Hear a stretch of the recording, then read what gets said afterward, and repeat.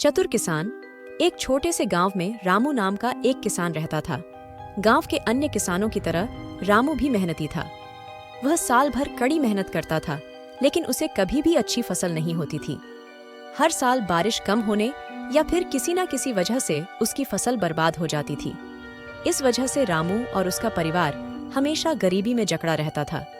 एक दिन खेत पर काम करते समय रामू को एक बूढ़ा व्यक्ति दिखाई दिया। वह आदमी गांव का ही रहने वाला था, लेकिन रामू उसे पहले कभी नहीं देख पाया था। बूढ़ा आदमी रामू के पास आया और पूछा, बेटा, तुम इतने परेशान क्यों दिख रहे हो? रामू ने बूढ़े आदमी को अपनी सारी परेशानी बता दी। उसने बताया कि कैसे हर साल उसकी फसल बर्बाद हो जाती है और वह अपने परिवार का पेट पालने में भी असमर्थ है। बूढ़े आदमी ने ध्यान से सुना और फिर बोला, शायद तुम मेहनत तो कर रहे हो, लेकिन तुम्हें मेहनत करने का सही तरीका नहीं पता। रामू को बूढ़े की बातों में कुछ सच्चाई लगी। उसने पूछा, आप मुझे बताइए, मैं क्या करूं? बूढ़े आदमी ने कहा, समस्या ये है कि तुम सिर्फ मेहनत पर भरोसा करते हो, लेकिन खेती करने के लिए दिमाग का इस्तेमाल भी जरूरी है। तुम्हें फसल उगाने के लिए सही तरीके अपनाने होंगे। बूढ़े आदमी ने रामू को कई सारी सलाहें दी। उसने बताया कि कैसे बारिश कम होने पर भी अच्छी फसल उगाई जा सकती है। उसने मिट्टी की जांच करने, बीजों का चुनाव करने और सिंचाई करने के बारे में भी रामू को बताया। रामू ने बूढ़े आदमी की सलाह को ध्यान से सुना और उसे पूरी तरह से मानने का फैसला किया। अगले साल रामू ने वही बीज नहीं बोए जो वह हर साल बोता था।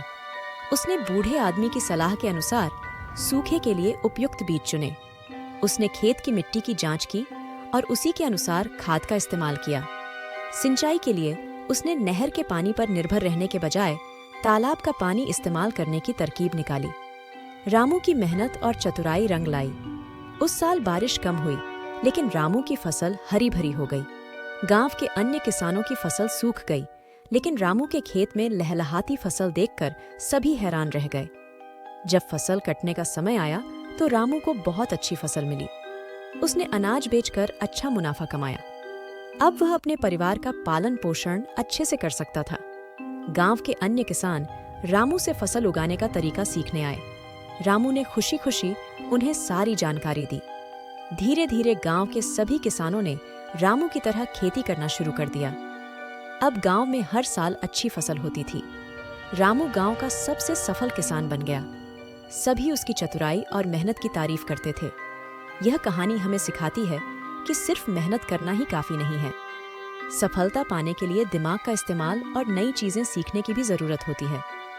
रामू की कहानी हमें यह भी बताती है कि दूसरों की मदद करने से न सिर्फ दूसरों का भला होता है, बल्कि इससे हमें भी खुशी मिलती है।